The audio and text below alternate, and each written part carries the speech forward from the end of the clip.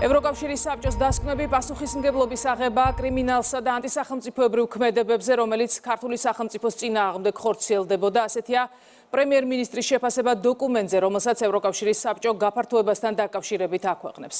რას ითხოვს ევროკავშირის საბჭო საქართველოს ხელისუფლებისგან და როგორია პასუხი თბილისიდან, ამას ნინო არღულიანი გვეტყვის.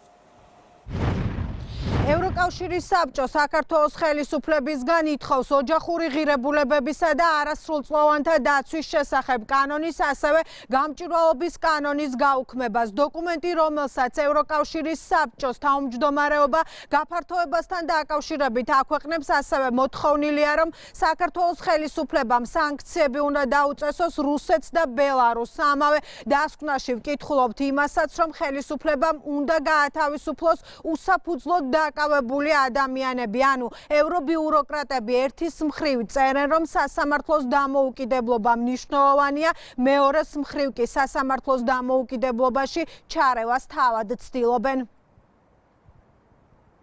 საბჭო მოუწოდებს საქართველოს ხელისუფლებას გაათავისუფლოს ყველა უსაფუძვლოდ დაკავებული პოლიტიკოსი, ჟურნალისტი და აქტივისტი, გააუქმოს რეპრესიული კანონმდებლობა. საბჭო კიდევ ერთხელ ადასტურებს თავის მტკიცე მოლოდინს, რომ საქართველოს გააძლიერებს ძალისხმევას საერთო საგარეო და უსაფრთხოების პოლიტიკის სრული თანხვედრისკენ, კერძოდ რუსეთისა და ბელორუსის წინააღმდეგ ევროკავშირის იმ შემზღუდავ ზომებთან თანხვედრით, რომლებიც მიღებულია უკრაინის წინააღმდეგ რუსეთის აგრესიის კონტექსტში, რაც უმთავრესი პრიორიტეტია. საბჭო ასევე მოუწოდებს საქართველოს ხელისუფლებას თავი შეიკავოს ისეთი ქმედებებისა და განცხადებებისგან, რომლებიც ეწინააღმდეგება ევროკავშირის საგარეო პოლიტიკის პოზიციებს. ევროკავშირის საბჭოს ანგარიშებს კრიმინალსა და ანტისახელმწიფოებრივ ქმედებებზე პასუხისმგებლობის აღებას არქმევს საქართველოს პრემიერ-მინისტრი, რომელიც ევრობიუროკრატებს ახსენებს, თუ რისთვის არიან ის ადამიანები დაკავებულები, რომელთა გათავისუფლებასაც ითხოვენ. ასევე ახსენებს, რა მნიშვნელობა აქვს საქართველოსთვის და არა მხოლოდ საქართველოსთვის გამჭვირვალობის კანონს და ბოლოს პრემიერ-მინისტრთან ერთად მმართველი გუნდის წევრებით საუბრობენ, თუ რა მოხდებოდა იმ შემთხვევაში საქართველოს რუსეთისთვის სანქციები რომ დაეწესებინა. ასეთ შემთხვევაში ქართულ ეკონომიკას მნიშვნელოვანი ზარალი მიადგებოდა, რისთვისაც ევროპა საქართველოს წირავდა. დაკავებული არიან ადამიანები, რომლებიც პირდაპირ იყვნენ ჩართული რევოლუციურ პროცესებში სახელმწიფო ინსტიტუტებზე თავდასხმაში. გამოდის, რომ ევროპული ბიუროკრატია პასუხისმგებლობას იღებს ამ აქტებზე, რასაც ქვია აქტები სახელმწიფოების წინააღმდეგ და კონსტიტუციური წესრიგის წინააღმდეგ. მე ევროპული ბიუროკრატიის ადგილზე, რა თქმა უნდა, ასეთ კრიმინალურ აქტებზე პასუხისმგებლობას არ გავიზიარებდი და არ ავიღებდი. რაც შეეხება კანონმდებლობას, თქვენ იცით რაზეა საუბარი? საუბარია გამჭვირვალობის შესახებ კანონზე.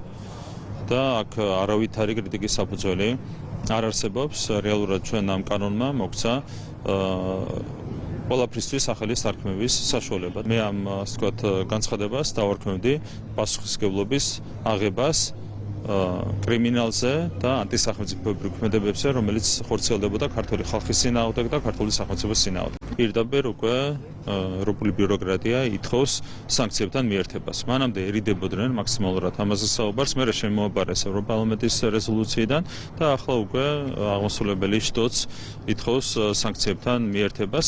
მე მინდა შეგახსენოთ, ჩვენ თავის დროზე 2022 წელს მარტივი გაანგარიშება გავაკეთეთ და ვნახეთ, რომ მინიმუმ 10%-იან ვარდანას გამოიწვევდა ეკონომიკის 10%-იან ვარდანას სანქციებთან მიერთება. და ბუნებრივია ამის არავითარი მიზანშეწონილობა არ არსებობდა და შესაბამისად ჩვენ მივიღეთ გადაწყვეტილება ეროვნული ინტერესების შესაბამისად. არავის ევროპული ბიუროკრატიიდან არ დაუყენებია იგივე მოთხოვნა, მაგალითად მოლდოვის მიმართ, სომხეთის მიმართ, რომელიმე სხვა ქვეყნის მიმართ. აქაც ჩანს, რა თქმა უნდა, ორმაგი სტანდარტები. აქ მაინც ვერ იტყვის ქალბატონი კალასი, რომ მოლდოვას არ სურს ევროკავშირში გაწევრიანება. ვეუბნებოდნო თითქოს კეთილ პროექტებს ხმარდებოდა და კეთილ საქმეებს და რეალურად ქართულ პოლიტიკაში ისხმებოდა თანხა. ქართველების დაპირისპირებაში მიდიოდა თანხა, პოლარიზაციის გაღრმავებაში, ექსტრემიზმის წახალისებაში, ძალადობრივი ჯგუფების წახალისებაში. როდესაც დავიწყეთ ამ ყველაფრის აღკვეთა და ვამბობთ, რომ გამჭვირვალე უნდა იყოს ყველაფერი, თურმე ამის შემდეგ გამომდგარა გამჭვირვალობა ცუდი და როგორ შეიძლება თურმე საქართველოს ხელისუფლებამ ისაუბროს გამჭვირვალობაზე. ეს არის სამწუხარო რეალობა. დღეს ხედავთ ევროპული ბიუროკრატია რა მდგომარეობაშია, განადგურებული, გაუბედურებული, რეპუტაცია დაკარგული. გამჭვირვალობის გამომთამემართებაში ეს არის ის გამოწვევა, რომლის წინაშეც ნებისმიერი ქვეყანა დგას, იმისათვის რომ გარე გავლენების, ქვეყნის გარედან გარკვეული ჩარევები არ მოხდეს ქვეყნის შიდა პოლიტიკაში და იმადროულად LGBT პროპაგანდის სამგზავრო კანონს რაც შეეხება, ამაზე ჩვენ ბევრი გვისაუბრია, რომ გარკვეულწილად ეს არის ჩვენთვის წითელი ხაზი, რომელსაც არავითარ შემთხვევაში არ გადავალთ. გაფართოების შესახებ დასკვნა უკვე საჯაროა ლიდერების დონეზე საკითხზე მსჯელობა ბრიუსელში მიმდინარე კვირაში გაიმართება.